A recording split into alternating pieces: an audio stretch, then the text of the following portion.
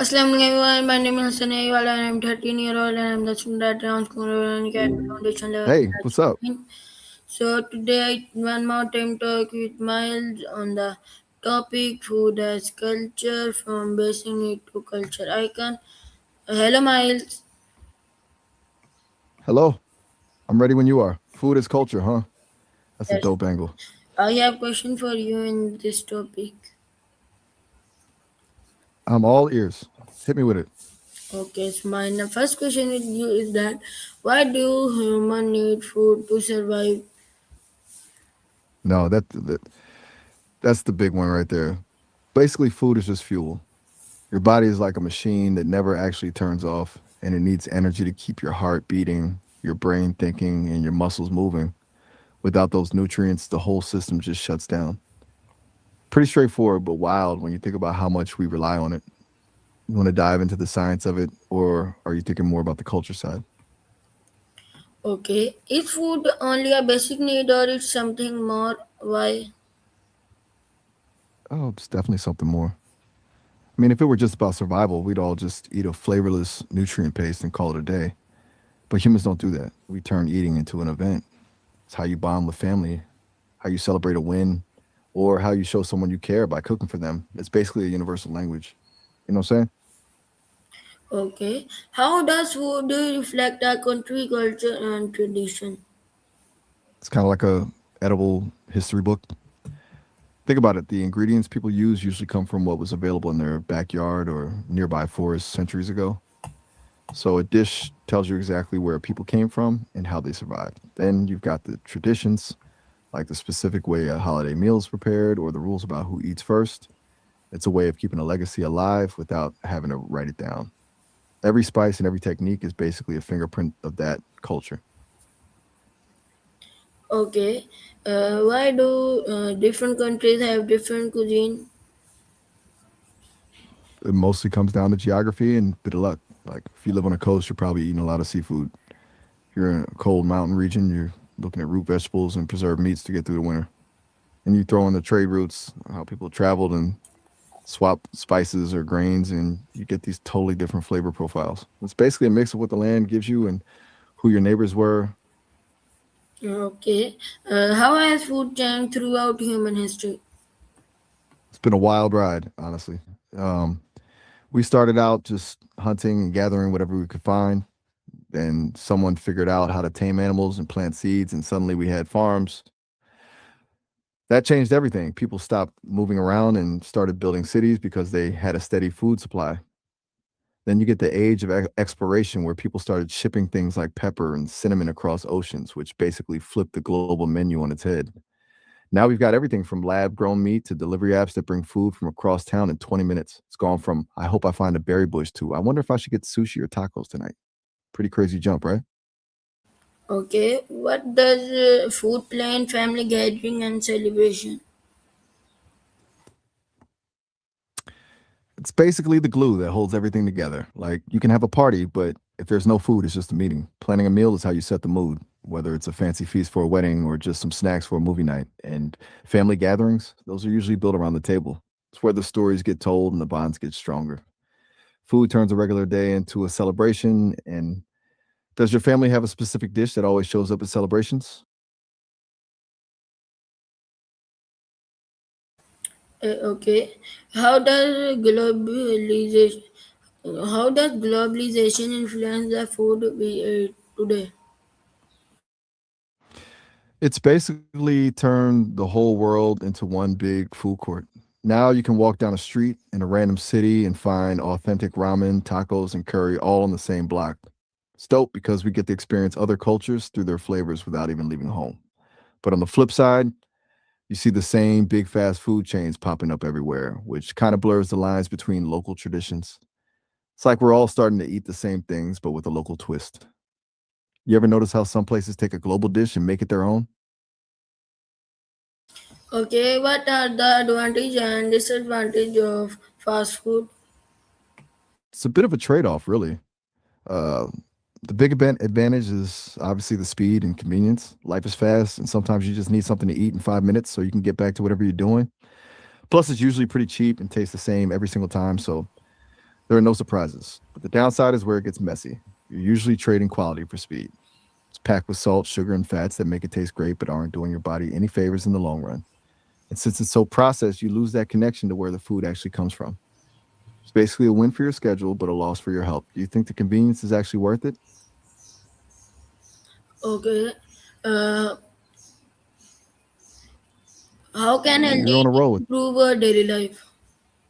Wait, help me out here. What does ND stand for in this context?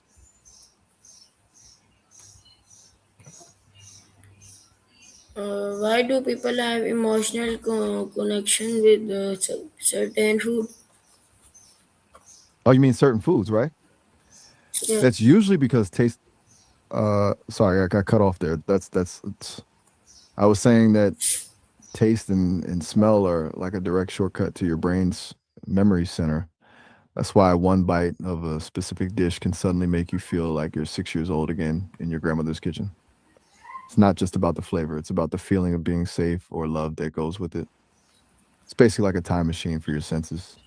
Does that make sense? Okay. My next question with you is that how does social media affect food trends? It's completely changed the game. Now we have Instagrammable food. People don't just care about how a dish tastes, they care about how it looks in a photo. That's why you see things like crazy cheese pools, colorful lattes, or those massive desserts. They're designed to go viral.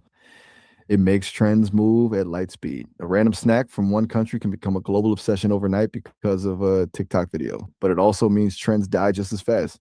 One week, everyone is obsessed with Dalgona coffee, and the next, it's totally forgotten. It's turned eating into a visual performance. You know, do you find yourself wanting to take a picture of your food before you eat it? Okay. What is the importance of suitable food for production? I'm a little lost on that one. When you say table food for production, what do you mean exactly? Are you talking about how we produce food for the table, or maybe something about The question will food be styling? how can You're in a mm, what is the importance of sustainable food production? That's a huge deal for the future. Basically, we can't just keep taking from the earth without giving back, or eventually there won't be anything left to take. Sustainable production is all about finding a balance, growing food in a way that doesn't wreck the soil, waste all the water, or kill off the bees and other critters we need to keep plants growing. It's the difference between just feeding people today and making sure people can actually eat 50 years from now. It's basically playing the long game with the planet. Do you think most people actually care about where their food comes from, or are they just focused on the taste? Okay. Uh, how can reducing food waste help the environment? I think you mean food waste, right? Because if that's the case, it's a massive win for the planet.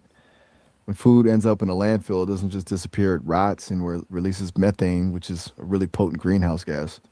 So, cutting down on waste literally keeps the air cleaner.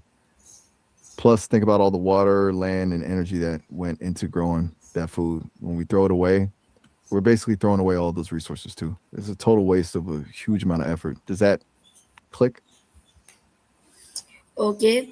My next question with you is that if you could introduce one Pakistani dish to the whole world, which would it be and why? Man, that's a tough choice because there are so many. But I'd have to go with biryani. It's basically the gold standard. That's The great. way the flavors soak into right, it's just a masterpiece. And That's plus, it's one of always those my dishes favorite. that it's just pure comfort in a bowl. Whether it's a wedding or just a family Sunday, it just brings everyone together. If the world had a taste of that, they'd be set. Do you have a favorite version of biryani, or are you more of a Nahari fan?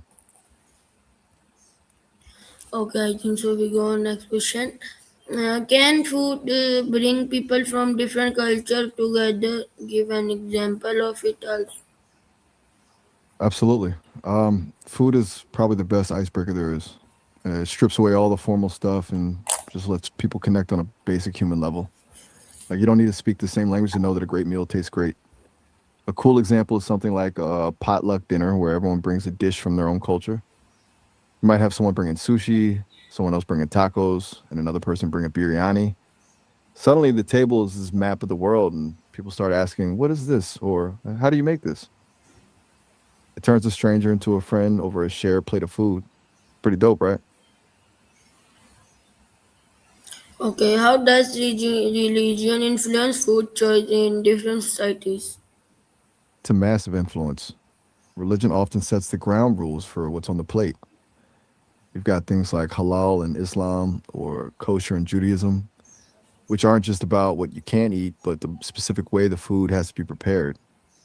Then you have things like fasting during Ramadan or Lent, where the act of not eating becomes a spiritual experience and makes the eventual meal feel way more special. It basically turns eating into an act of faith or a way to show devotion. It's less about hunger and more about identity and values. Do you feel like those kinds of traditions make the food taste better because of the meaning behind it? Okay, my next question is that what do you think food will look like in the future? Honestly, the purse is probably going to look a bit like a sci-fi movie. I think we're heading toward a world where we grow more of our food in labs or vertical farms inside cities instead of just huge fields in the middle of nowhere. Like lab grown meat is already happening, so we might eventually get a steak without needing a cow. We'll probably see more personalized nutrition too, where your food is tailored exactly to what your body needs that day. But I hope we don't lose the soul of it, the actual cooking and the gathering. I can't imagine a future where we just swallow a pill and call it dinner. That would be a Okay, total tragedy, you know. what Do you think you'd lesson actually can try? we learn from the history of food? It's basically a mirror of human survival. The history of food shows us how resilient people are. You see how we've adapted to every environment on the planet, from the frozen tundra to the desert, just by getting creative with what we could eat. It also teaches us about power and connection, how the search for a simple spice like black pepper literally redrew the map of the world and connected distant civilizations. At its core, it shows that no matter how much technology changes, the need to gather and share a meal is a constant. It's the one thing that hasn't really changed in thousands of years. Do you think we've lost some of that connection now that food is so easy to get? Okay, my last question from you is if you had to describe food in one sentence, what would you say? um, that's a big ask, but I'd say food is the universal language that tells the story of who we are, where we've been, and who we love. It's basically the heartbeat of human culture. How's that for close?